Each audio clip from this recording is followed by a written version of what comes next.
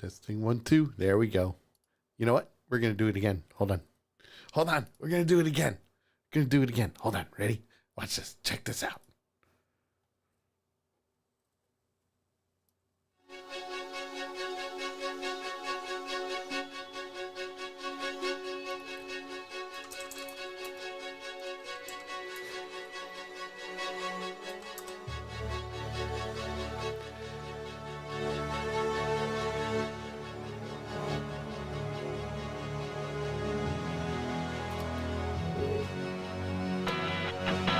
Good evening, ladies and gentlemen, and welcome back to your Monday night.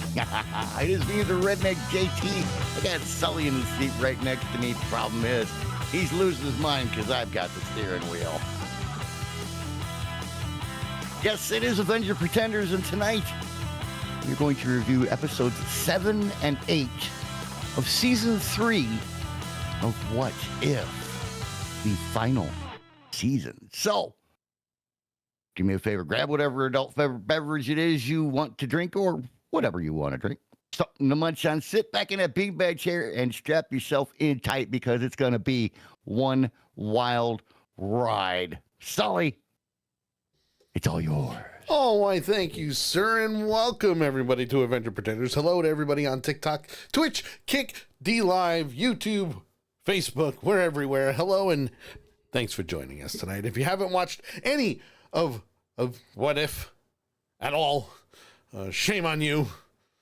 Because, yeah, well, I mean, it's been out for 2 months now. It's been out for 2 months. We're just running a little behind the eight ball, that's all. Just a little bit, just a tad bit. But you know what? We got sound now, so we're good to go. So hello, everybody. Come on in, have some fun.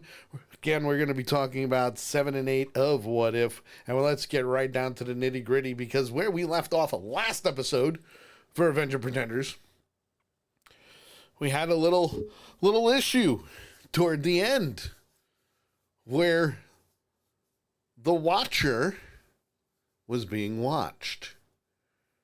Not only was the Watcher being watched, but he was being watched by the Council of Watchers. And oh boy, they were to not say that very they weren't happy would be the understatement of the century. Yeah, maybe just a little. Just a tad bit. Lady that says, quick question for the both of you. Did each of you receive packages? Wrong show, but yes, we did. We'll be doing that tomorrow. We'll be talking about that tomorrow. But yes, we did receive the packages.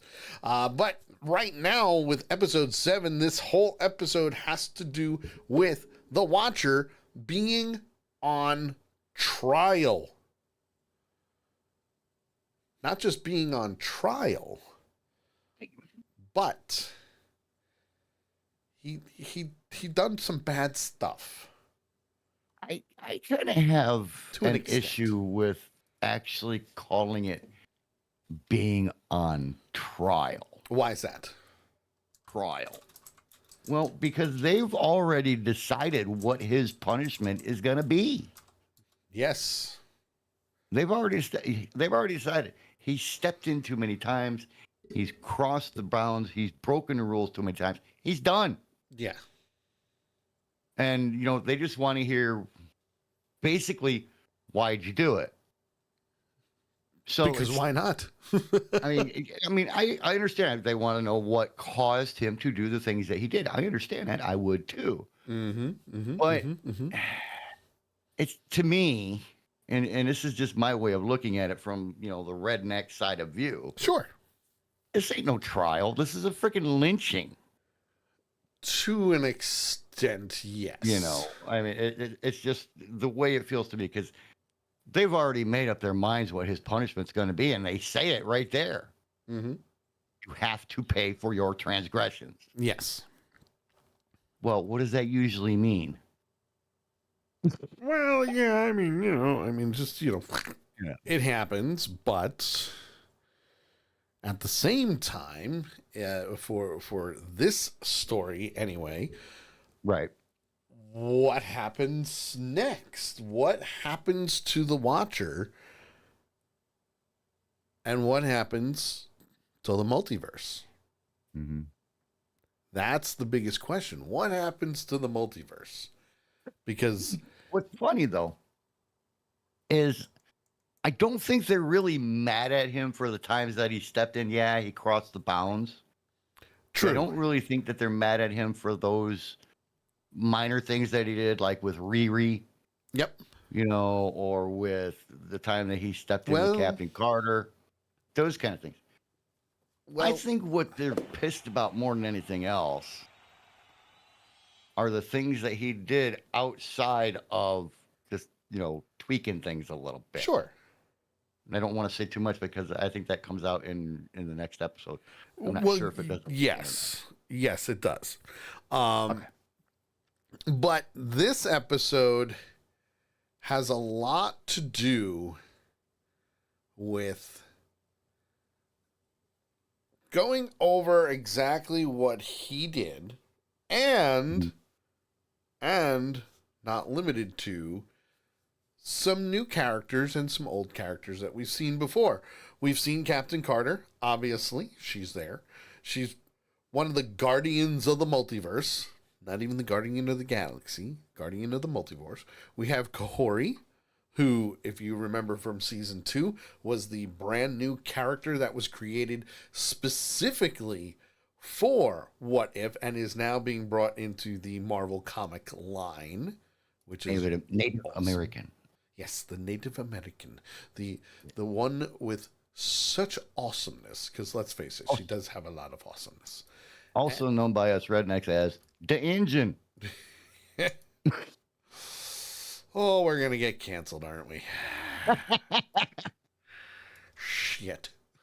It's with all respect, Sure. It's just easier to say than Native American. Well, yes, that is true. But still, all good, all good. But Injun is the way to go, apparently. Right. Just, Only if you're a redneck, though. If you're not a redneck, don't do it. It's true. Very true. If you're not a redneck, don't do it because you'll get in trouble.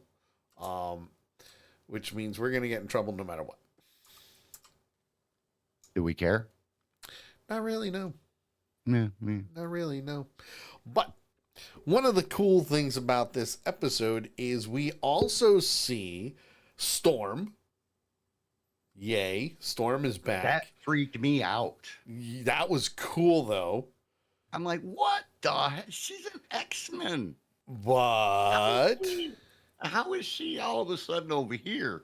so I'm glad you asked that because Storm is part of the X-Men, but she was an Avenger at one point in time as well.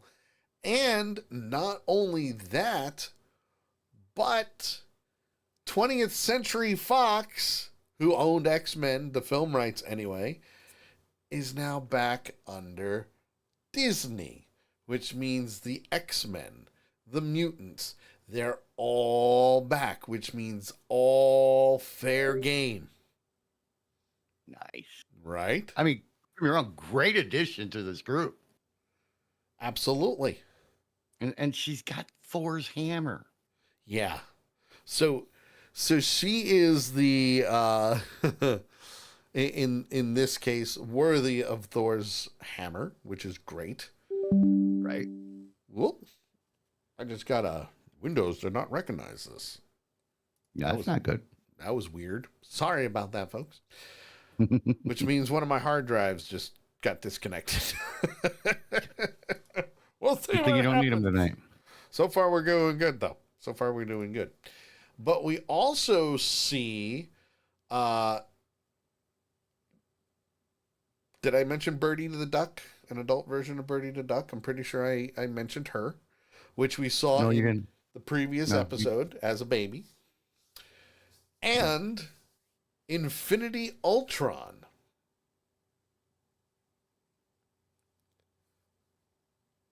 Interesting to say the least. Yeah, I mean, it was bad enough with what Thanos did. Yes. But you take Ultron, who's, the ultimate egomaniac, Well, yeah, that's true. and give him the power of all the Infinity Stones. Yep. Which they've already done because they did that back in season 1. Right. But still, yikes. Yes. Yikes indeed. I mean, so this whole episode most of it really takes place in the 5th dimension. Not the 4th, not the 3rd, the 5th, which is really where the Watchers take solitude, I guess you could say, and they watch the multiverse. They watch all the different branches of the tree. Now, the other thing is you have to remember that the multiverse is the multiverse because of what happened in Loki. So, Loki is now the Watcher of the Tree. Yes, Loki he's the guy. He's the guy, which I have a feeling we'll be seeing him again very, very soon. You think? I mean, it's just this, I got this little gut feeling, We'll find out. So, while we're in the 5th dimension, the Watchers, the Eminence, the Incarnate, and the Executioner, they are the 3 head honchos. They're the ones. They're the ones you gotta, yikes, okay? They are, like JT said, they're basically going, dude, you're done. This is your trial. You're done after this, okay? No matter what. But at the same time, Captain Carter and her Guardians of the Multiverse are currently in a couple of battles. And those battles, how would you explain those battles? I would say, you know what? I would probably say that those battles are multiversal incursions, or yeah, because they're preventing the giant octopus thingy. Yes, I'm sure you know the name of it, but that giant octopus thingy from invading another multiverse or another multiverse and trying to consume it. Yes, and we don't want that ever. Right. We don't want that ever. But while they're thwarting an interdimensional universe eater's attack, think Galactus, but just as like a giant squid type thing. That's probably the best way I can describe it. To me, it would be, it's a giant freaking octopus. Yeah. Or actually, a giant squid. Giant squid. All right. I'll give you that one. I'll give you that one. Giant squid trying to come into their universe and destroy them. Well, this is happening on Earth 625. Once they kind of finish the battle, so to speak, they discovered the 3 shards that you talked about last week. Those 3 shards shooting down. Mm-hmm. And they see them. There had to be a reason. Well, yeah. It was kind of like their... If you think about it, it was kind of the way of warning them that, hey, something's going on. I need your help, So the shards are from the Watcher's Tower, which we've seen. We saw him, basically break it as he was getting pulled away from that tower. And it went... slammed it into the wall. Yeah. And it went through the multiverse. So Carter flat out goes, whoa, hold it, time out. Something's not right. Something's not right. That's from the Watcher's Tower. And I know this because I've been there. The others haven't even been there. It was just her. So, Right. so for her to flat out go, whoa, whoa, whoa, whoa, whoa, my friend the Watcher's in trouble. We need to This help is him. not a good thing. Yeah. We need to figure out how to help this guy. So now she's on a whole determination thing of, all right, we need to figure out where these came from and how to get there. Birdie, the duck, by the way, aged very well for an animated character. I will be totally honest with you. Yeah. I did not know or realize that that was Birdie the duck Really? until They called her Birdie? episode 8. Really? You No, didn't? even when they called her by her name, it still just didn't click. Oh, okay. You'd think it would have with the diamond thingy on her forehead. Yeah. Which That she should have had given at it birth, away. but it didn't click. Hey. I mean, the feathers kind of would have given it away as well. Well, yeah, but my mind went to like Hawkeye. Or the two, I can't think of their names. The two characters that had wings. The brother and sister, I think they were, that had the wings and they flew and they had the little falcon mask thingy. They're older characters. You mean Hawkman? Yeah. From DC? That's where my mind went. I don't know. I don't know who's DC and who's not. You know that. But that's where my brain went, I mean, I can understand So- that. Forgive me. I'm a dumb redneck. Stop being a dumb redneck. No. You don't want you already said don't stop being a dumb redneck. That's 'cause true. That's why I did, have you here. I did say that as well. Don't.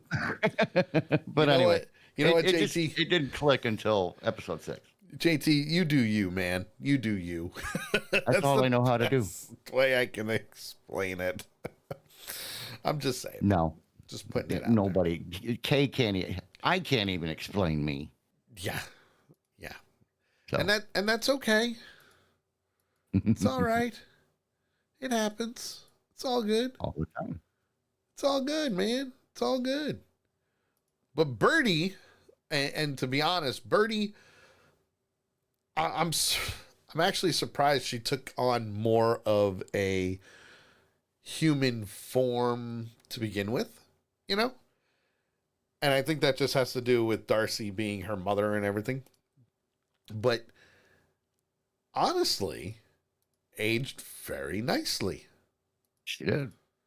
She aged very, very nicely. And I mean, her mom aged nicely, so I would think she would too. So, yeah. well, yes, that too. That too. Her mom did age very, very nicely. I'll give you that one. Not bad for a humanoid having sex with a duck, huh? Not bad.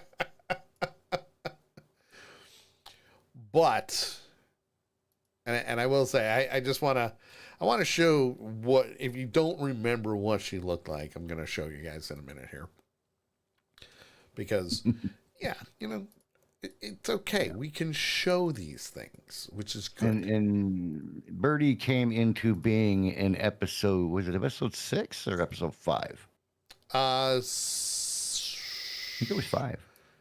Yeah, 5, because it had to do with Howard and Darcy falling in love. And having an egg. love. And everybody wanted the egg because it was going to be a Right. you know, Exactly. special birth person kind of thing. She's going to be the hero of the free world in the future. Said someone somewhere. But there's Birdie right there. You can see her. And this is why I thought I'm surprised that this didn't, like, this wasn't a clue for you, was the tattoos that are on her arms that aren't really tattoos. because she can fly. So she can get those wings to just pop off of her arms and she can fly, which is But it just didn't click. and completely understandable. Completely understandable. Because you're like, wait a minute, didn't we just see her as a baby and now she's an adult? Want to say hi to Christina. Hello, darling. She's joining us via TikTok. I want to say hi to everybody else who's coming in on TikTok. If you've seen What If, by all means, please be part of the conversation. We're good to go. We don't bite. We don't bite. We'd love to talk to you. I mean, I bite, but that's different. That's different. Only when we ask. JT doesn't bite because he doesn't have any teeth. But I can gum you to death, damn it. He certainly could. He certainly could. So for those, Christina wants to know, what is What If? What If is a 3rd season on Disney Plus revolving around the superheroes of the Marvel Universe in the multiverse. So it's all different stories of what could possibly happen on different Earths for these superheroes. And we're talking about Birdie the Duck, who makes her adult appearance in this. She is the daughter of Darcy and Howard the Duck. Don't get us started on that. Just putting it out there. But if you haven't seen What If and you've got Disney Plus does not sponsor this show, but it'd be very cool if they did. Just putting it out there. Same with Marvel, just putting it out there. We're very nice people. We're nice people. We don't kiss ass, but, we'll be promo whores all we want. So obviously with the tattoos, you can see them on her arms. That's how she hides her wings, which is good. Yeah. Because then she just looks like a regular, normal human I thought maybe it was a birthmark or something, alien type thing. We'll call her a human alien hybrid. How about that? Yeah. But works for me. How about we just call her Birdie? The other thing about Birdie is she's very technologically advanced. So in this case, what's happening is she's using her technological intelligence to analyze the shards from the Watcher's Tower. Okay? Mostly because if they can analyze where those shards came from in the 5th dimension, they can use that to their advantage to get to the Watcher's Tower and help him. Yeah. However, and I stress it's always a good thing to test a theory before you put a human. Absolutely. Absolutely. And when it comes to this, they have 3 shards to use, and they test 2 of them. Yeah. But they also try to synthesize the shards to help them get to where they need to be. And everything they try just I forgot, they named the second ship Benatar. And Pat Benatar we trust. Yay. Want to say hi to Apple user. Hello, Lily. Hello. Come on in, have some fun. We're talking about What If Season 3, Episode 7. The Guardians of the Multiverse just tested their shards and, well, they blew them up. Everything they tested blew up in their face, which sucked. I thought Storm's idea had a good chance. Which ones? Storm's. Oh, where when she hit it with the hammer and cast the spell. Yep. I thought that had a good chance of doing it, but all of a sudden, good old Storm with Mjolnir. I was waiting for Thor's hammer to explode. With the ship exploding, I was like, okay, is Thor's hammer going to disintegrate? I mean, it's possible.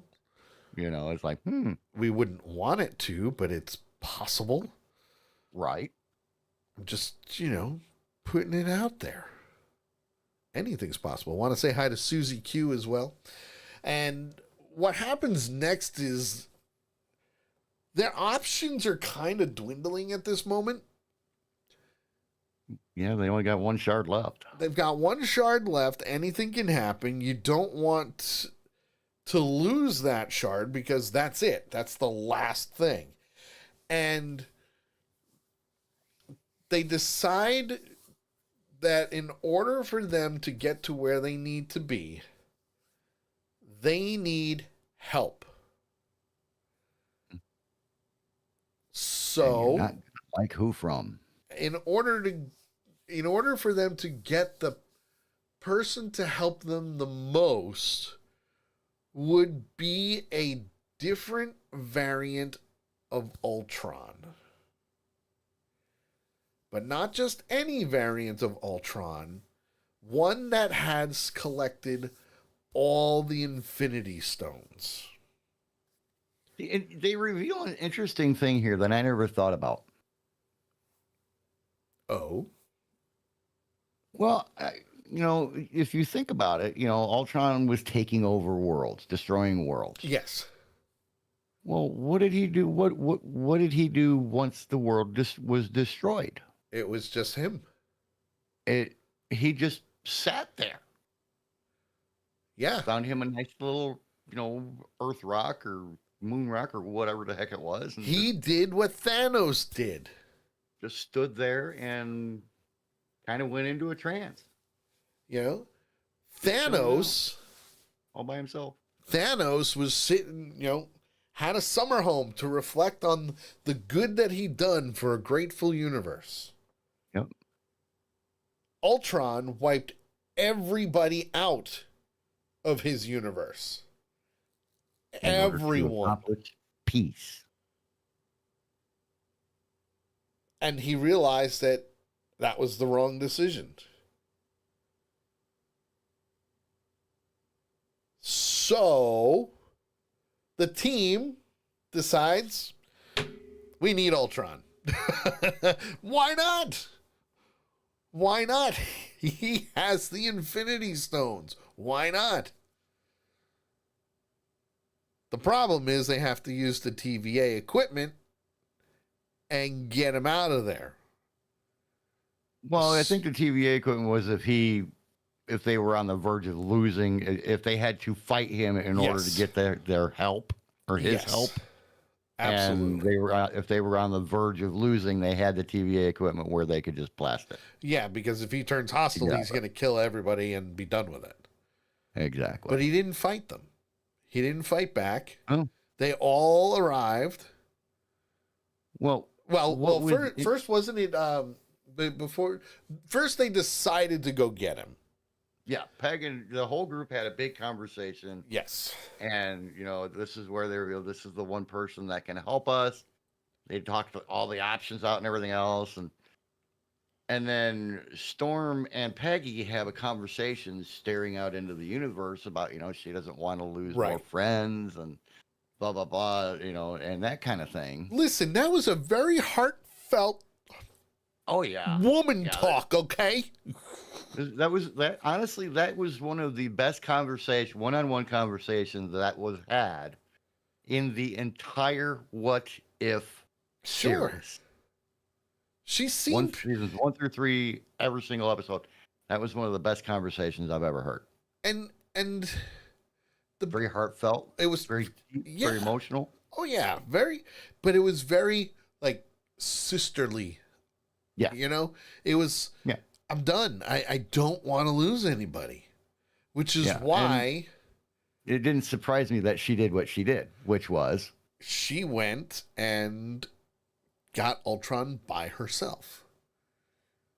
Which, if you think about it, makes sense because for her, she already battled him.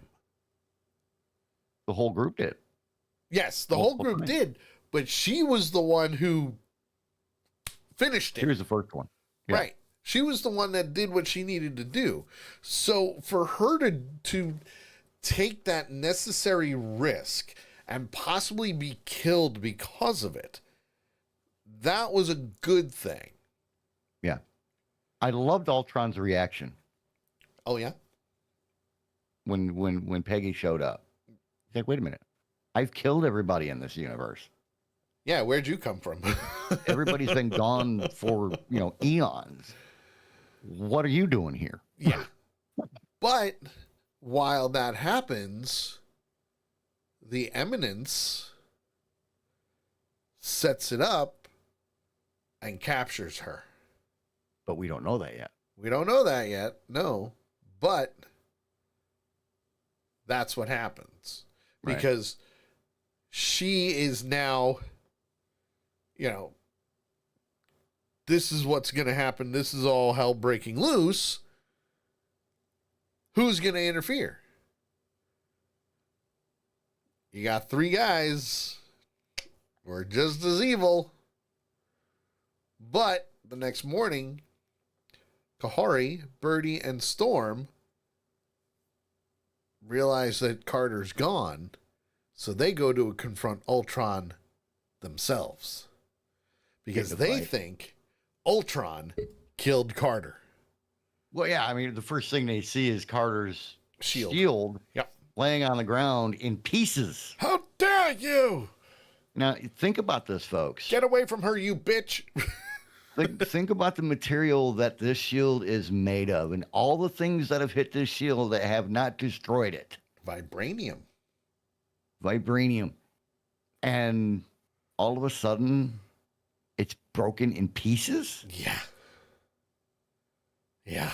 Yikes. Well, that is one hell of a power. You got to remember. Break that. You got to remember.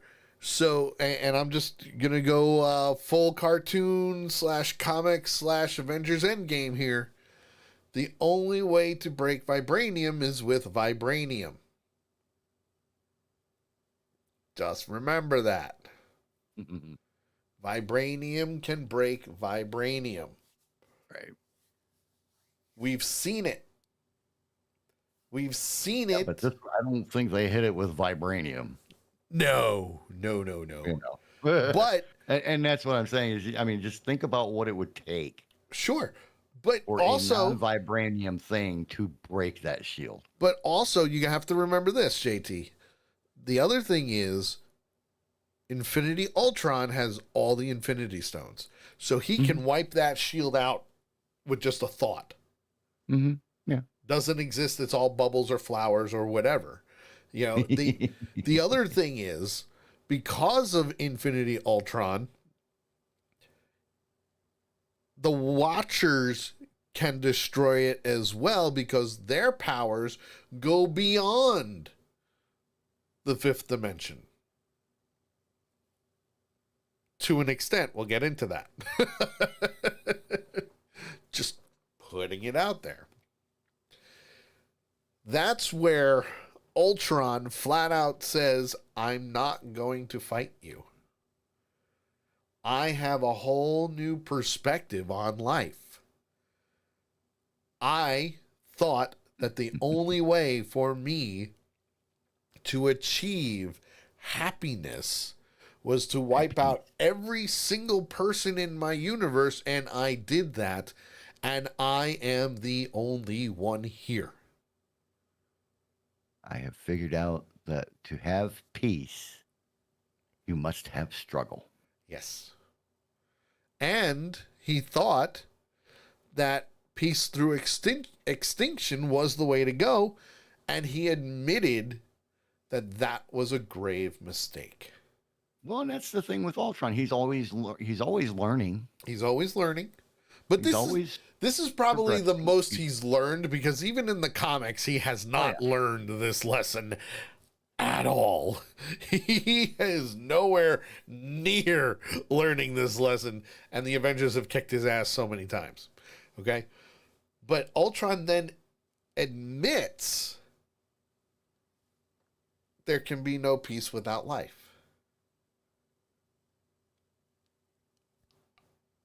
Through redemption, I seek atonement.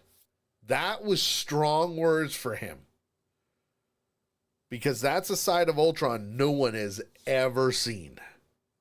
Ultron was never known for being humble. No.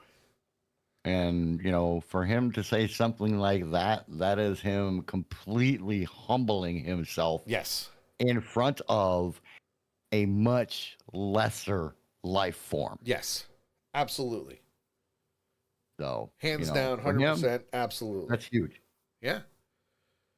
So, from there, Ultron absorbs the shard, boosts his power. So now he's got the power of all the Infinity Stones and the shard from the fifth dimension. Could you imagine if he had 3 of those? Ooh. Well, I mean, and the ladies freaked the hell out Oh, yeah, they kind of went, when what are he you chattered doing? that and absorbed it there. What are you doing? What have you done? Oh, shit. Yeah. Yeah. That's the crap. We're screwed. Mm-hmm. But he does say, nope, I'm going to help you find your friend. I'm going to help you find Captain Carter and the Watcher. How are they going to do this? This is an alliance that is like, whoa. And I mean, whoa. Because first of all, you have one of the most powerful beings in the multiverse who can wipe you out with a flip of the switch, snap of the fingers, just a thought. And then you have the Guardians of the Multiverse, and he is now on that team with the power of the fifth dimension shard in him. Mm-hmm. So, let's stop this from happening. Let's prevent this catastrophe and restore balance to the multiverse. I do have one question, though. How do you set balance to the multiverse when the multiverse is completely unbalanced to begin with? You don't. Because of Loki. King of Chaos. It makes you wonder. It's things that make you go, huh. But you can understand where he's coming from. And by restoring balance to the world, they're talking about finding their friend and helping him out and, you know, dealing with that. Yes. That's the goal at the moment, you know. And even then, you're like, okay, something else is going to have to happen. Oh, yeah. You know? Oh, yeah. Because how did they end the episode? I forget. It was the episode where Carter was with the Watcher. Yeah, it was. Yeah. And she said, well, and I'm here to rescue you. they said something very interesting towards the beginning of the episode, and I forgot about it. Well, maybe it was here towards it. No, it was at the beginning when they were first talking to him. Yep. Because they were mentioning that. Because the thing that really pissed him off was the fact that he had brought Captain Carter into the multiverse. Yes. And showed her what was going on, and that's how they became the defenders of the multiverse. Yes. That was the thing that pissed him off the most. But then he showed them, you know, it gave her the ability to get into the fifth dimension, which led them to them. Yes. The council. And they said that if they show up, basically, if they show up here, they will pay the price too. Sure. The price being death. Dun, Because dun, that's what they were going to do to Owatu. Dun, dun, dun. I remembered his name. You did. I'm so proud of you. It only took 3 seasons. No, I wasn't trying to remember it. Because we always referred to him as the Watcher. Well, that's how everybody refers to him. He is until this episode where he starts using his name, and they actually use his name. Yep, absolutely. You know, so and it's like, whoa. But it was interesting. But yeah, I think they ended it when they brought Captain Carter up. Yep, and because they had captured her. And of course, you know, she's chained up with the Watcher, and Good cover. Mm-hmm. Not a great start. Not a great start. Kind of reminds me of Star Wars when they, get Princess Leia out of the jail, out of the cell, and they're running down, and they go down Yes. the chute into the garbage thing, and they're like, "Hey, we're here to rescue you." Yes. Now, when it comes down to this, again, this is episode 7. Yes, there was action. This episode felt very, very quick. Oh, it flew. And I mean quick. And it was like a 32-minute episode. Yes. But it only felt like, what, maybe 15? Yeah. It really did. Like, it felt like you were watching a 15-minute webisode of something. That's how quick it went by. I was like, wait a minute, the episode's over already? What? But that tells you how deeply you were drawn into it. Yes. Yes. That's a good sign of anything, is if you sit there and watch something, especially if it's an hour or 2 hours long or something, and you feel like you've only been there. What? It's all over already? What time is it? Oh, shit. Like, wow. Holy crap, the episode finished. Now, the other thing is, I love that they brought Storm in, and Storm, because, I mean, eventually you were going to bring the X-Men into the MCU to begin with anyway. You've already did it with Deadpool and Wolverine. But bringing Storm in and giving her Mjolnir, being worthy of the power of Thor, that makes it even better. And don't get me wrong, I'm sure there are people out there that will say, well, you know what? This was very pro-woman. And listen, again, I don't care about your political beliefs. I don't. Yep. The fact of the matter is, this team, Carter, Kohiri, Storm, and Birdie, that team right there is more impressive than the lineup of all the women superheroes in Avengers Endgame that they kind of just threw in there.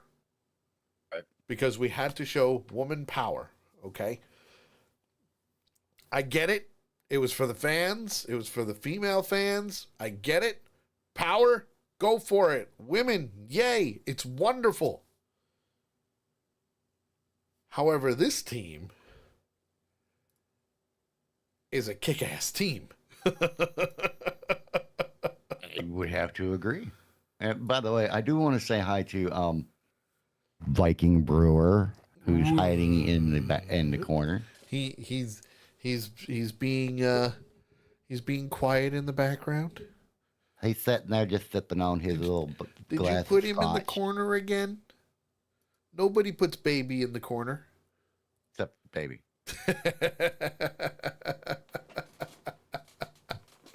I'm just saying. Poor baby's wife.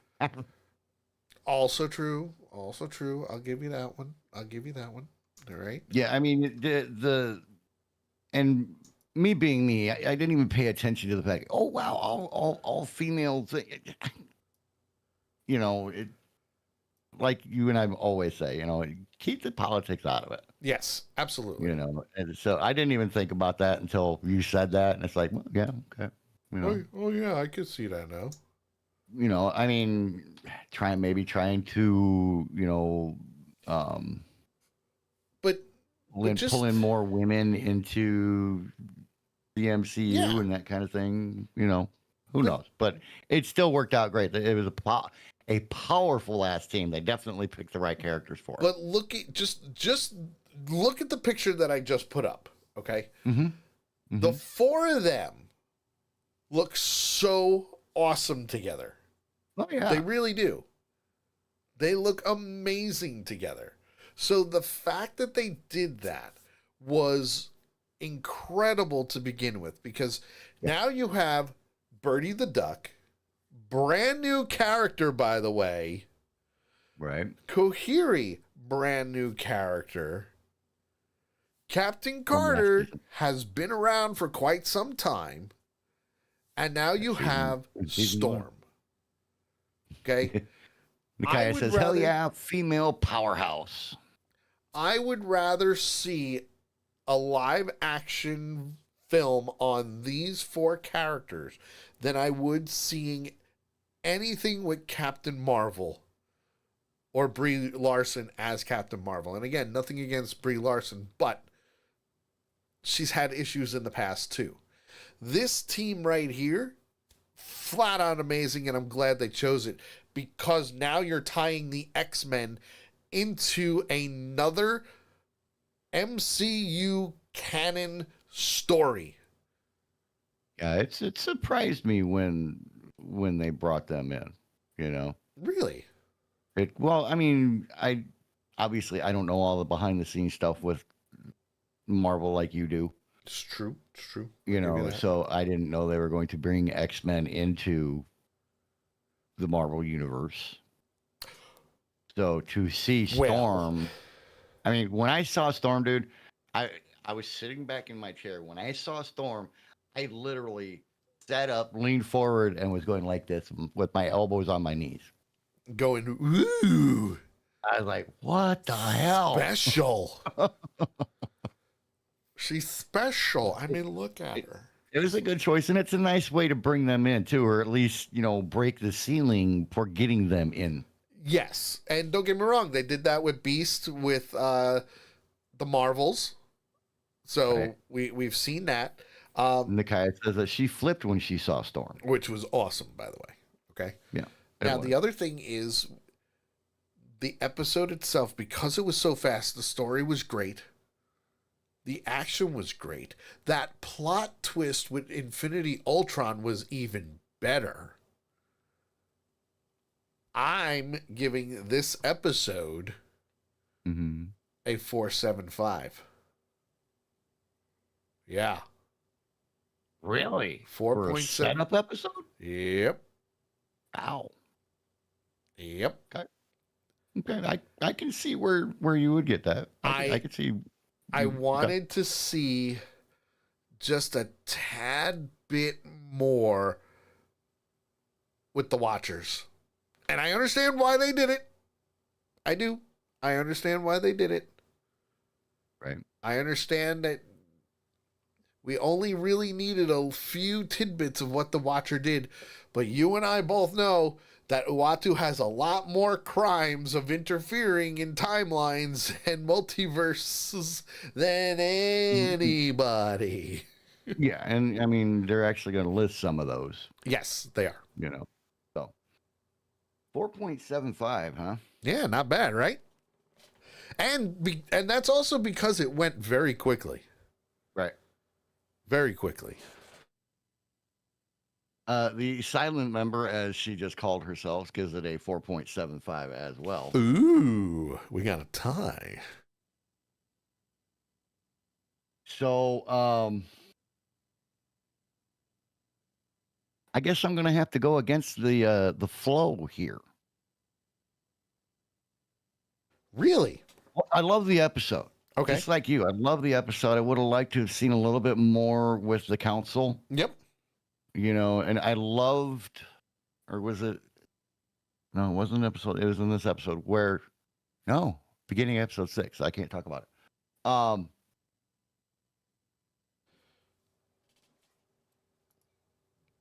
It's, I don't know how to explain it.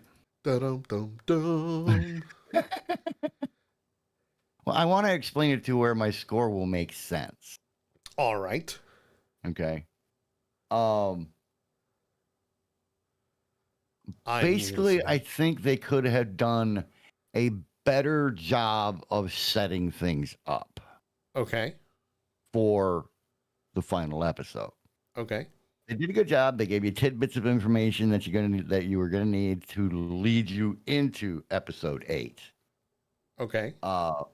I loved the journey that the Multiverse Guardians went on to try to get to the 5th dimension. Yep. Especially the fact that, you know, they blew up 2 of the shards. Sure. You know, as well as Captain Carter's multiverse travel pod. And that thing blew up like a freaking nuclear bomb, dude. It I mean, really that did. thing went boom, big boom. There were shards everywhere. I don't know. To me, there were just some things missing. I don't know what it is. It just felt like there was something missing to lead us into episode 8 that could have Okay. set us up a little bit better. All right. Therefore, 3.5. Whoa! Wow! 3.5. It's a strong 3.5. That's Okay. That's But- like a low blow right there. It's Wow! still a 3.5. And like I said, it's a strong 3.5. It's not derogatory in any way. Wow! I just think the setup episode could have, I think they could have done a little bit more. Probably, But hey, but that's the redneck for you. Got to go against the grain. true. And I'm just going to do devil's advocate on this one. I think the reason that they didn't give away so much is because of the beginning of episode 8, which Right. is the last episode of the series, See, now because imagine- season 3 is it. Imagine this. Okay, real quick. I'll do this real quick. And this is just a me and you and the Kaya thing. Yep. Anybody else who might have watched it. Take the beginning of episode 8 Mm-hmm. and tag it on the end of episode 7. Which would have probably put it past the 30-minute mark, which is why I see why they did what they did. Me too, but there were some small things in episode Yep. 7 that they could have pulled Okay. to add that little segment in there. If they Sure. would have had the beginning of 8 on the end of 7, Yep. it probably would have pulled a 4.9 from me. Wow. Wow. Because that conversation between Watu and the council member Mm-hmm. was huge. Yes. That speech, that interaction right there would have set, and they could have done more in episode 8. They could have had more battle or more afterwards or something like that in episode 8. Yeah. Which would have made episode 8 even better. Yes. So, but just imagine that. And that's why I say 4.9 if that conversation would have been on the end of 7. All right. But because it's not, 3.5. I got you. And that's all right. Make sense? Make sense Because, coming from a redneck? I mean, listen, I'm right there with you. I am. I'm right there with you. I'm not going to go against you. But hell, Remember? we might as well jump right into this. This conversation between Watu and the Oh, yeah. council member Oh, yeah. was very intense, and it Yes. really showed. I almost want to say how the council member set Watu up, Well, set everybody up. because the way the conversation went, there was really no way for Watu to back out of it. Plus, he got him to say the oath Yeah. without realizing he was saying the oath. Yes. It was kind of like He tricked him into it. I'm going to trick you without Yeah. tricking you. And then when already- Watu's like, well, I guess I should take the oath, he's like, oh, you already did. Yeah, you already did. And what we mean by that is this entire first episode starts with a flashback of Uatu with the Eminence, chosen by Eminence to ascend as a full-fledged Watcher. So, Eminence, Incarnate, and the Executioner. They warn Watu of a Watcher's sacred duty to observe without interfering. Doesn't matter what it is, no matter the stakes. The world could be ending, a nuclear bomb could be going off, someone could be falling off a building, someone could be falling off a train, somebody could be plucked from one universe to another, which has happened because one universe lost a Black Widow, and he took a Black Widow from another universe that was dying and moved her over to the new universe to give her a second life. So, there are things that have happened. And Uatu says, okay, I got this. I will not let you down. I will not let you down. However, he does have a fascination with the lives of mortals, which, if you think about it, is more of an internal conflict for him. Because even though he's a watcher, and even though he's supposed to not intervene, not interfere, not put his finger down and push the button, he kind of learns a few things here and there that sometimes you need that little help.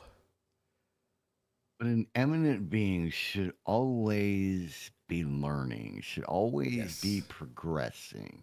Yes. And the council didn't do that. Which we get into. Yeah. We will get into that. Because now, in the present day, Uatu is facing a trial against the Watcher Council for repeatedly breaking their cardinal law of non-interference. Now again, this is all taking place in the fifth dimension, so everything is there. They can see everything. And he even says, you know, not for nothing, your rules I have stood by. However, there were some where I needed to interfere, like, for example, Doctor Strange Supreme. His transgressions included that whole situation to recreate his obliterated universe. That's number one. Number two, saving Riri Williams. Aiding Kwai Jun Fan. Reed Richards, Nick Fury, Madison King, so many others. And oh, by the way, your beloved Captain Carter. That I'm kind of gonna side with them, with the whole Captain Carter thing. Yeah, she was messing things up. I mean, when you're going from universe to universe to stop multiversal intrusions, that's an issue, yep. You know. But at the same time, Uatu didn't exactly do anything. That was all her. But he did pluck her from the timeline. Did pluck her, moved her on over, and went, hey, there you go. Want to say hi to Mike Dibble. Hello, sir. Good to see you. I hope you're enjoying this. We're talking about Season 3 of What If, and we're on Episode 8 on this wonderful journey that we've taken on on Avenger Pretenders. Now, while this is happening, the Council is accusing him of disrupting the cosmic order. Correct me if I'm wrong, JT, but wasn't there an episode of, I don't know, Loki Season 2 that disrupted the cosmic order? If I remember correctly, yes, there was. Wasn't there also an episode of Loki where Sylvie killed he who survived and disrupted the cosmic order? I think so. Okay, so that's 3 people who have disrupted the cosmic order. Correct me if I'm wrong. Wasn't there an entire movie, actually 2 movies, that ended up with somebody disrupting the cosmic order Starting to notice a pattern here. and wiping out half of the universe? I seem to recall something like that. Yeah. All right, I'm just getting my bearings. Now, obviously they're not on trial. The Watcher is. So if the Watcher's on trial for all of these,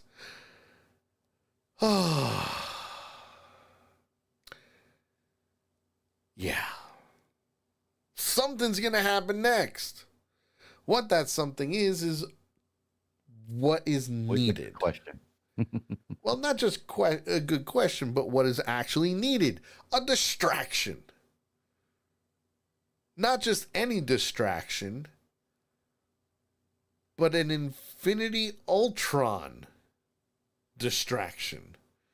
Because as the trial is unfolding, the Watcher and Captain Carter are ambushed by not just the Executioner, who goes to snap his fingers and erase them from existence completely,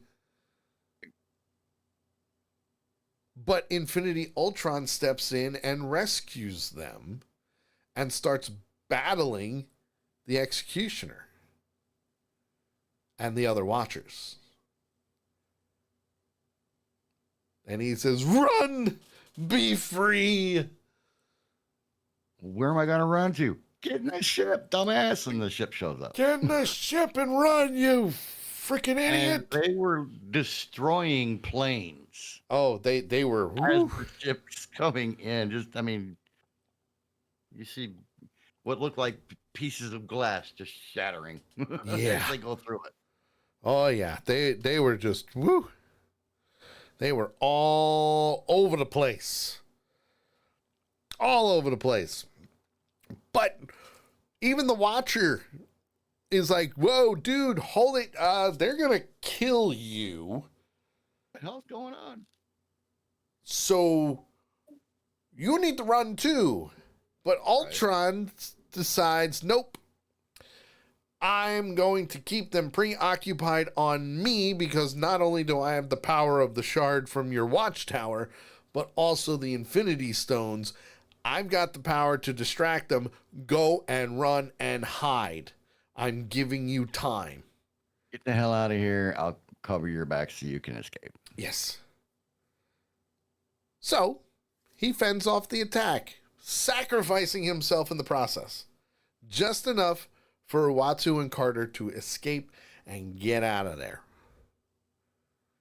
However, the council is not too happy with Uatu for that. Even though he didn't really do it. He didn't. Ultron did. And Storm. And Birdie. And Kohiri. Yep, that happened. It did. It happened. But the council decides, to the death! Grab your torch and pitchforks! We're going to go after them with all of our cosmic energy and kill them and wipe them from existence. They blew up Birdie's ship. They did. And even Birdie's like, my ship. I mean, eventually they got it back. But man, it was just bad. Right. It's just bad. Yep. But they get to the point where they are cornered. And Uatu decides, okay, we can't beat them the way we are. However, I need you to repeat after me. Not yet. You're not to that point yet. Almost.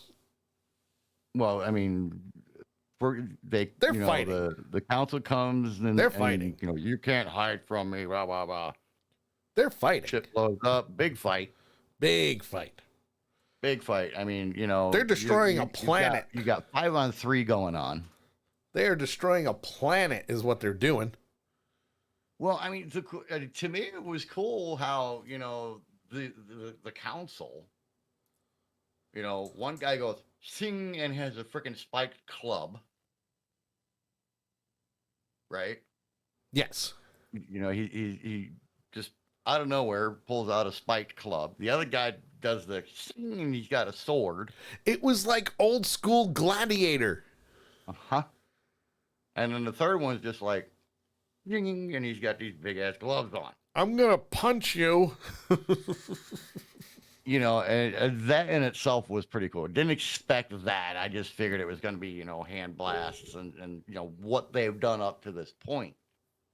But I think the council realizes that this is a battle to the end. Sure. Because they now have the possibility of beating us with having Watu on their side. So you get this awesome battle of 3-on-5 where, they're switching which ones they're hitting left and right. Yes. You would literally have to pause it and write it down and then hit play and then pause again and write down. And you tried to track who fought who in this thing. And the other thing with that is they're actually fighting like a very well-oiled machine. Yeah. Yeah. You're not getting just I'm going to take this one out. I'm going to take that one out. No. They are all very specific on which ones they hit and when they hit them and what they hit them with. Very coordinated. Very coordinated. Just a little. You look at the council's doing the same thing. Oh yeah. When they're on the attack, when they're on the defensive, all they can do is try to defend. But when they're on the attack, and they're doing more powers. Right. But then they get the upper hand. I mean, a little bit. It was really weird. It's kind of weird, kind of strange to me, because they got the 5 of them down on the ground. Yep. And it was like they were being held down by a force field. And then I don't know which one it was, but he's just dragging his hand across like this, and you see him going all the way across this plane that they're on. Yeah. And all of a sudden they're up in the air and he slams them into a giant rock. Yeah, that was a big rock. So they're all like this up on this rock and he keeps blasting them. It's like he's trying to squish them like an ant, basically. Yeah. And, they're like, what are we going to do? How are we going to get? And that's when Watu goes, there's one way that we can do this. Let's beat them. There's only one way that we can get out of this. Repeat after me. He's like, you're going to have to take the oath. He said that, and I'm like, wait a minute, he can do that? Well, yeah, he's a watcher. What if I take the oath? Can I get it? And the ladies actually start debating. Yeah. For a millisecond, should we do this or not? And Watu's like, dude, you want to die? Or do you want to die fighting? It's real simple. You could keep talking about this, or you can do this and get off this damn rock. Yeah, we can fight back and we can live. And it's funny because they decide to take the oath, and rightfully so. so. Repeat after me. He gets through 2 lines of the oath and says, "Screw it, just say I agree." Yeah. And you can do it. About that time, all 3 of the council hit that rock with a blast. Yes. Boom! Just big old explosion, big giant cloud of dust. And then one of my favorite things in cinematic or regular movie graphic kind of stuff, the reveal. Oh yes, the reveal was amazing. Because it starts to clear, and here comes Watu. All you see is his eyes and kind of the shadow of his body in his eyes. And he's walking forward, like, council's like, how in the hell did he survive that? How did that happen? And then you see another pair of eyes. Yes. Another pair of eyes. And another pair of eyes. And they're like, Oh shit. Yes, and they then became, Yep. if you think about it, Watchers. the watchers of the multiverse. Yeah. The instead of the defenders of the multiverse, they were now Yeah. the watching defenders Yes. of the multiverse. Yes. So and the fight we had at the beginning of this, you thought was big. Holy crap. The guy says, I'm screaming at the TV. I was too, really. I'm trying to find a good picture of them when they did the reveal. Oh man, the reveal was awesome. One of the best parts of the episode, in my opinion, to be totally honest. Yes. One of the simplest things, but it was awesome. It was a great reveal, but I'm not seeing the picture that I want, like with their eyes glowing and everything. Yeah. That picture. I'd have to like do a screen grab of it. Yeah. I'm a little bummed that I can't see it, but you know, it is what it is. It's all good. I'm gonna let you do the final battle, my friend. Well, I mean, the final battle was just that, the final battle. And man, were they... And you put it on steroids like 10 times. Yeah. And then put it on Coke. Yes. Yeah. You got to definitely soup it up, because that final battle between the Guardians of the Multiverse teaming with the Watcher against the Council. Oh. First of all, the five of them made Eminence, Incarnate, and Executioner look like frickin' rag dolls. Remember it's one of the Avenger movies when Hulk grabbed Loki? Yeah, the first one slammed him. That's what they did to the Watchers. Oh, it was great. I want to say hi to Granny, who just came in on TikTok. Hello, good to see you. We're finishing up season 3, episode 8 of What If. So spoilers if you haven't seen it. If you haven't seen it, it's been out for just about 2 months now, but it's all good. And if you don't watch it, even better, because we'll let you know what happens. And then you can go back and watch it and go, hey, you know what? Nah, that was actually pretty good. But this fight, they were destroying mountains. They were they practically destroyed a planet. Pretty much. But they also came to realize that they're not going to win this fight unless they do something that will stop them once and for all. Okay, now they realize they're not going to win this fight. Specify. Say again? You weren't close to the mic. They realize that they're not going to win this fight. I think it was up against Executioner. So it was the Defenders of the Multiverse that realized. Yes, that they're not going to win. They're not going to win it unless they do something massive.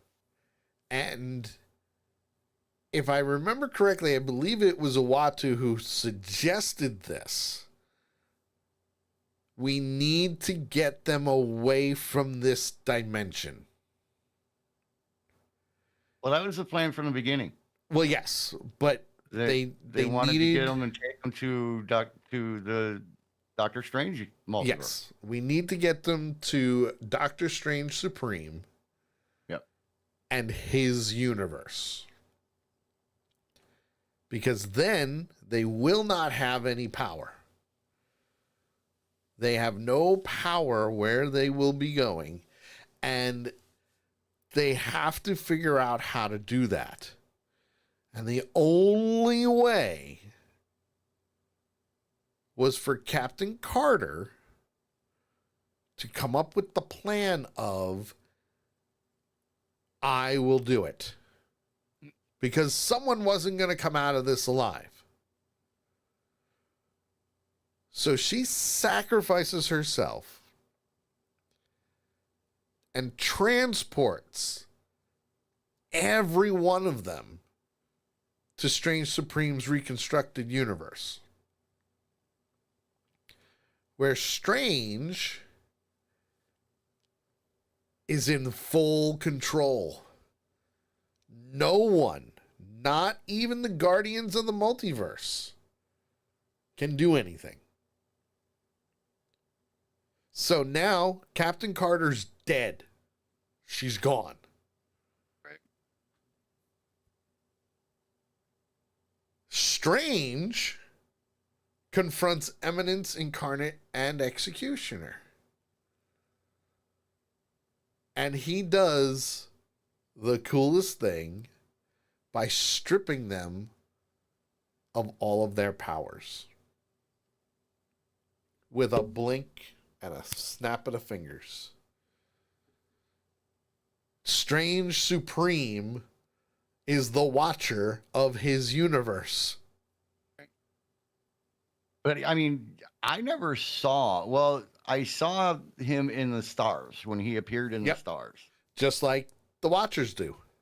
Right. He appeared in the stars, and then one of the council tried to attack Uatu, and he goes, "Begone, heathens! You are like a flea to me." like, you know, when you fire your 6-shooter and nothing happens, so you fire it again. That's what he did. Yep. Now the other thing is he stripped them of their powers, but he left them alive. He didn't kill them, which is interesting. Very interesting indeed when it came to this. Now Uatu says, you used to be Watchers, now you're not. But by observing and protecting life within this new universe, you will be allowed to experience the lessons of the lives that they once ignored. And experience the beauty. Yes. The beauty. Of a sunrise. Because it was at sunrise when he's like, isn't that beautiful? And the Watcher's like, I don't see anything. Right. All I see is a sunrise. All I see is a sunrise. So for them, that was their punishment. Because, for one, they tried to kill Uatu. They tried to kill the Guardians of the Multiverse. For no reason whatsoever, let's face it. But they now get that second opportunity to learn what Uatu has learned over the years of being the Watcher. The group is now mourning Captain Carter's noble sacrifice. It's noble because she saved them all. And Uatu even says, my friend, her bravery, she lost everything due to the cost of intervention. But he also states about the importance of perspective in the multiverse. Certain things have to be there. You have to have a balance. If you don't have a balance, everything's going to go kaboom. So instead, what he also does is he invites Kahori, Birdie, and Storm to join as Watchers. And they all say yes. So not only are they Watchers, but they also pledge to safeguard the multiverse, which means something goes wrong, they're going to be the ones that are going to show up. You're not going to want to mess with them. And they're doing it all because of Captain Carter. So things will happen. They'll watch. They'll do what they need to. And at the same time, they're also going to go fuck around and find out. See what happens, my friend. See what happens. Fuck around and find out. It'll be great. And that, the best part about this episode was titled What If? Just what if? Yeah. I found that to be a very interesting title. I thought so too. What if?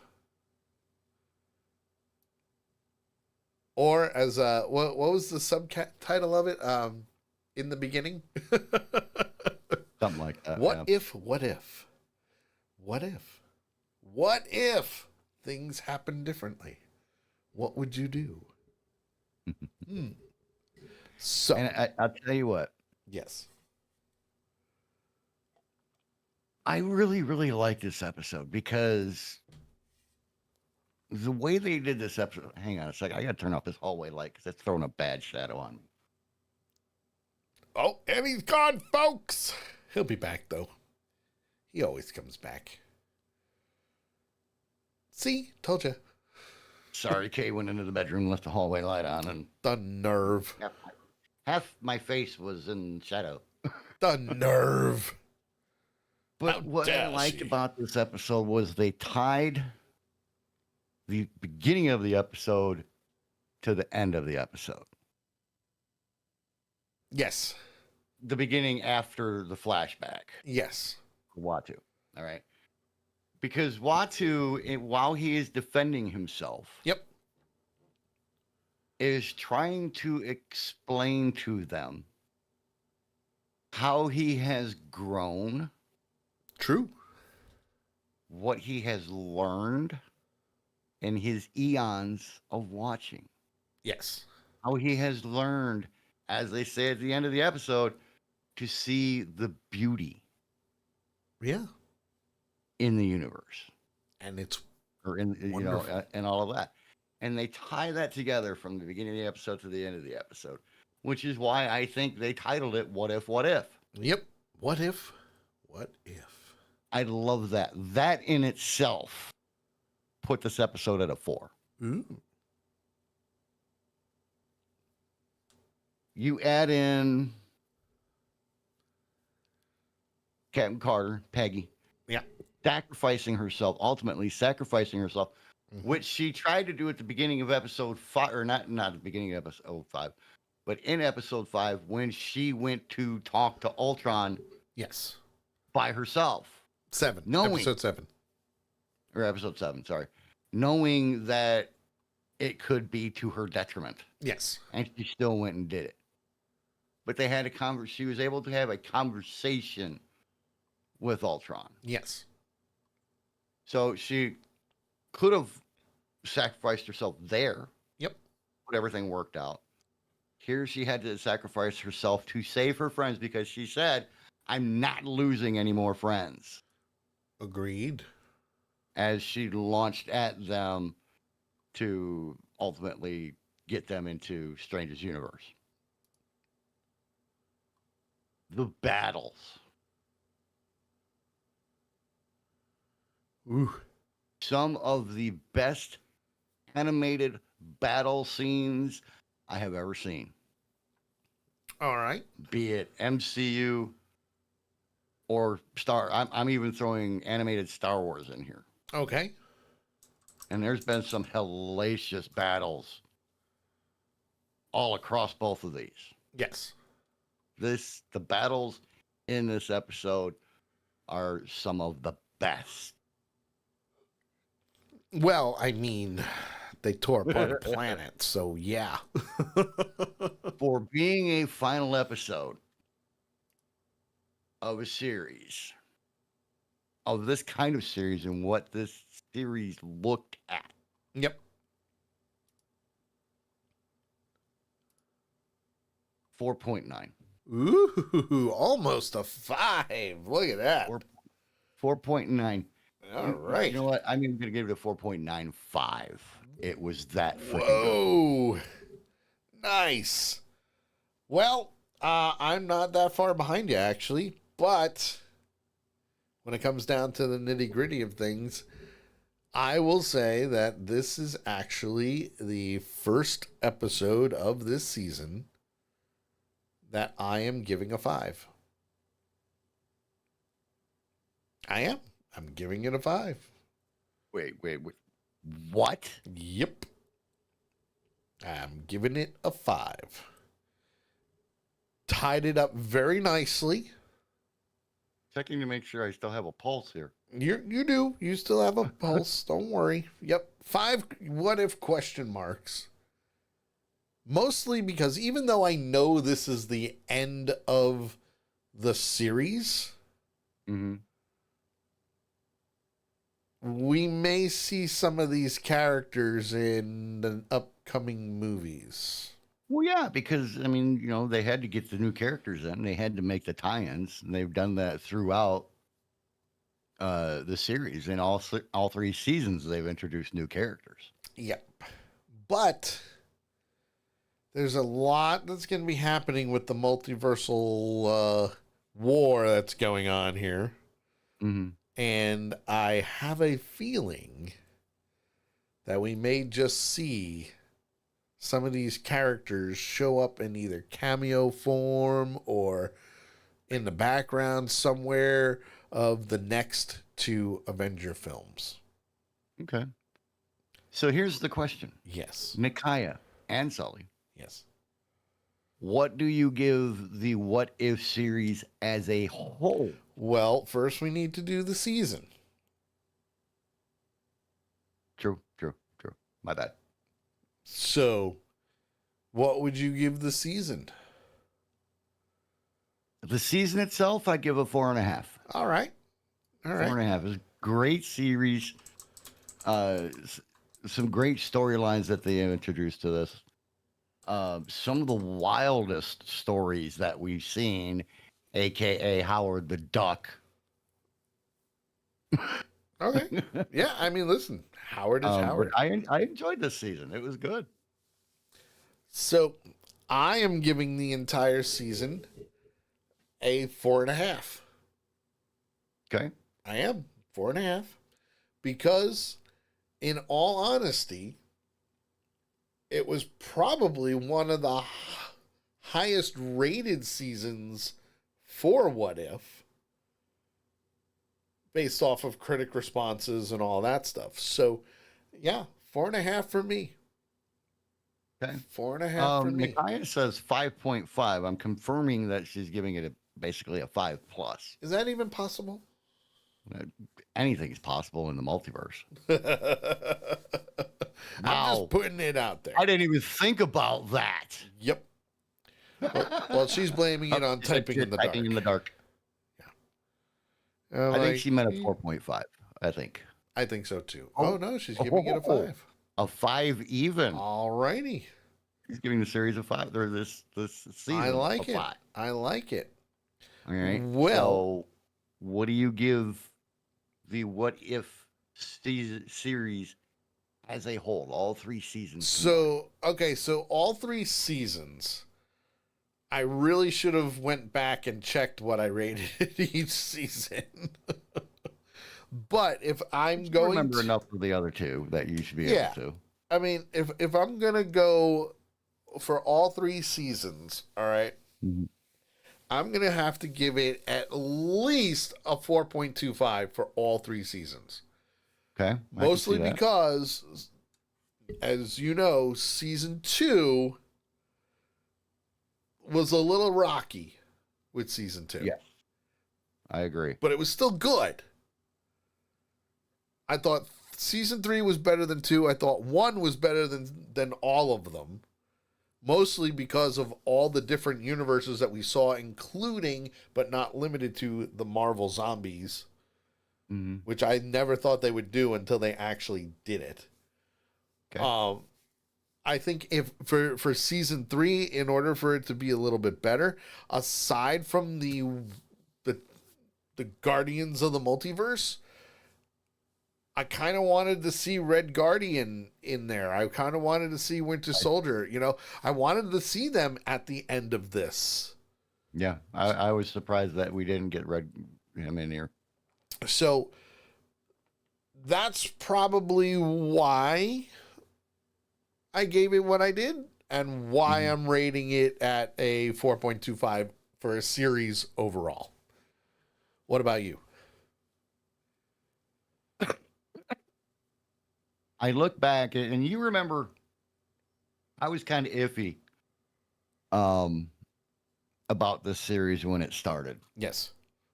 But it won me over, and it won me over quick. It won me over within the first 2 episodes of season 1. Yep. And it held on to me. It won me over and held on to me in season 1. Season 2, it held on to me, but it made it a little bit shaky. Right. But holy fuck, what they did with season 3. Yep. Season 3, for it, they did it. They knocked it out of the park for it being the final season of the What If series. Sure.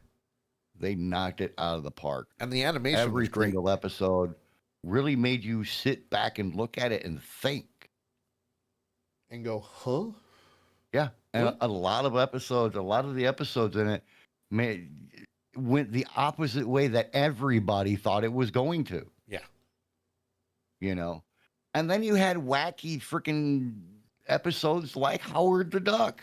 Which was amazing. That was the craziest episode in the What If series. I liked it. It was fun. I did too. It was, you know, when I saw the preview for it, I'm like, what in the hell? Say what? And I even now? messaged you. I'm like, what in the hell is going on with Howard, you know, and everything.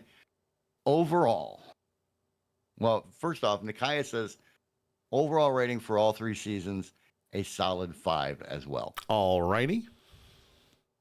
Overall,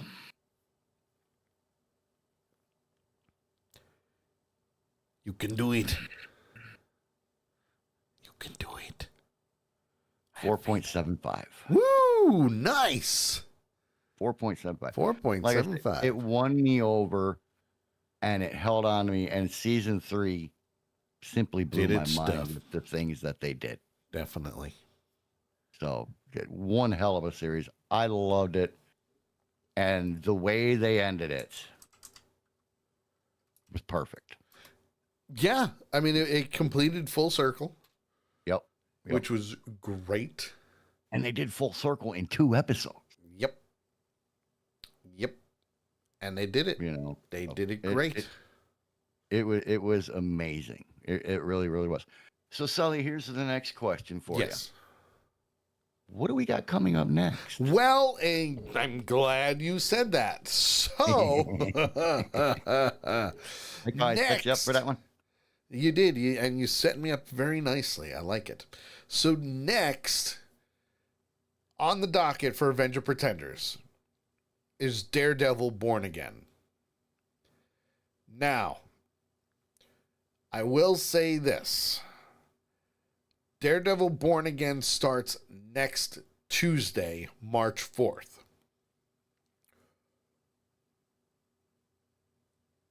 Have you watched the Daredevil Netflix series?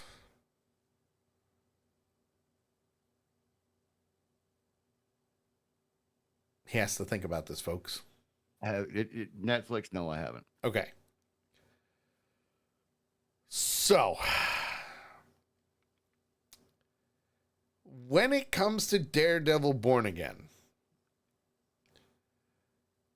I don't think you need to see the Netflix series. For a couple of reasons. One, we've already seen Matthew Cox playing Daredevil / Matt Murdock in Spider-Man No Way Home. We also saw him in She-Hulk Attorney at Law. We've also seen him in Echo. And we've also seen mentions of him with, if I remember correctly, he wasn't in it, but they mentioned him in Hawkeye. Now, with Daredevil Born Again, all of the characters who were in the original Netflix series will be in this series, which means we have Charlie Cox, Vincent D'Onofrio as the Kingpin. We got Margarita Levivia, Deborah Ann Wall, Eldon Hansen. These are all people that were original in the Netflix series. John Bernthal, who played the Punisher, is coming back. Yeah. Nice. So there's a lot happening. And the only reason why I believe they're coming back is for the fact that they are in the MCU. Marvel owns the rights to them, so on and so forth. And it's part of Marvel Television. Okay? Now,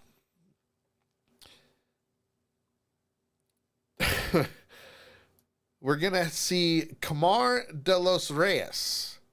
He will be playing White Tiger. So we've got new characters coming up. Wilson Bethel is playing Bullseye. Michael Gandolfini. You know who Michael Gandolfini is, right? Hello? Do you? Yes, that's right. You know me in names, dude. It's okay. If you've never seen The Sopranos, hint, hint, wink, wink, he's the son of James Gandolfini. Okay. So, it starts next Wednesday. Now, the question becomes, do we do a preview show? I don't think JT is going to be able to watch 3 seasons of Daredevil from Netflix on the Disney Plus app, which does not sponsor this show, but it'd be pretty cool if they did, in a week. I can, however, give him the abridged version. Because really all you need to know is that Daredevil got his powers in the first one, and in season 2 they introduced Elektra and Punisher, and in season 3 you had a whole bunch of other shit happening with the Kingpin, and then they had the Defenders, and then that's where we are. Iron Fist, Jessica Jones, Luke Cage, they're all part of this. They're all a part of this. What was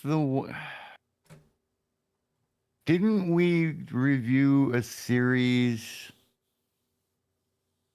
We have only done the Marvel MCU series. But there was the girl Echo. Who Echo. You know the one, she was the assassin. Yeah, Echo. Okay. So yeah, we did that one. That was MCU. Okay. That was Disney Plus. Yeah. We did not do the Netflix Daredevil versions. Right. Because I remember one where didn't Daredevil have an appearance in this one? That was She-Hulk. Well, that was Echo. He fought her in Echo. They were in the storage room or something. Yes.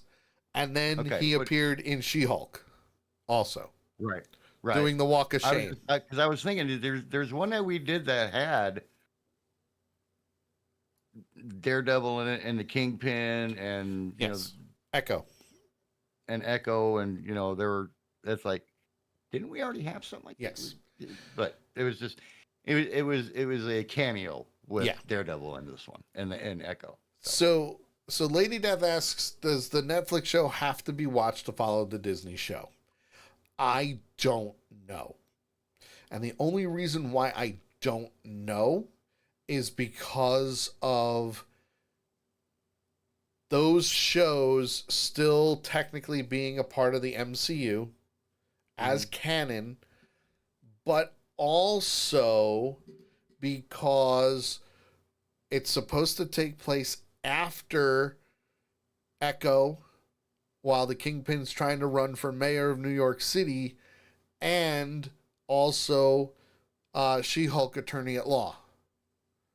So we've already seen Daredevil in both of those. Mm-hmm. So I'm going to assume that it's going to stay on that path. It's not going to erase those 3 seasons, but it's there. And they're bringing the Punisher in too. So it's basically taking everything that they've already done and going, here you go, fan service. Let's get these guys up and running. Is if we watch episode 1 and we're like, it doesn't make sense or whatever, we can always go back and watch. Well, I can't because I don't have Netflix, but Nakia could always go back and watch the Daredevil seasons 1 and 2. Yes. And to get caught up, just to figure out what's going on, kind of thing. Yes. If needed. But we won't know until we watch episode 1.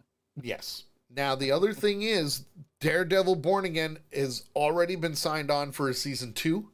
So, season 1 starts next week. Season 2 will be in 2026. Now, the other thing is, hopefully, God, I hope it's over before that, we may have a crisscross with Avenger Pretenders and 2 Ewoks in the Park, because as of today, it was announced that Andor Season 2 will be starting April 22nd. So, as JT put it, they're just, pumping these out like bunny wrap. Faster than Skittles. Yeah. Faster than you can, yeah. So, with that being said, that is the end of Avenger Pretenders for What If series and season 3. 9 episodes for Daredevil Born Again. Should we do a recap next week, or should we take the week off? I think we should take the week off.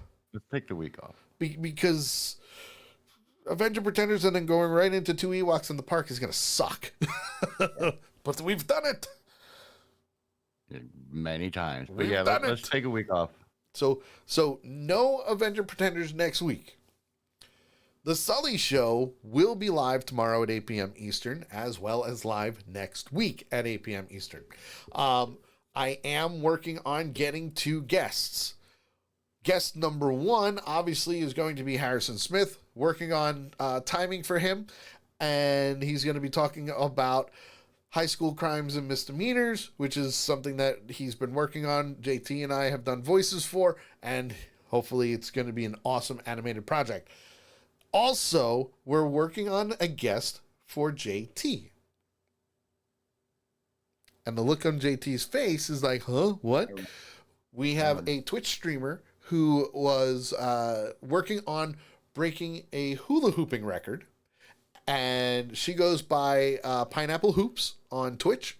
So we are going to try and get her to come on the show and talk about what it's like to not only practice, but also go into the details of preparing for a world record and to beating that world record. So we're working on that. Things to look up to. It's going to be wonderful. Those that are watching on TikTok, thanks for joining us live. And for the redneck, there he is. Look at his pretty face. He's going to continue to be the redneck no matter what. And I am the Geek Sully. That is the end of Avenger Pretenders for this week. We'll see you tomorrow for the Sully Show, and we will see you in 2 weeks for Avenger Pretenders. And oh, by the way, just so you know, Thanos was right.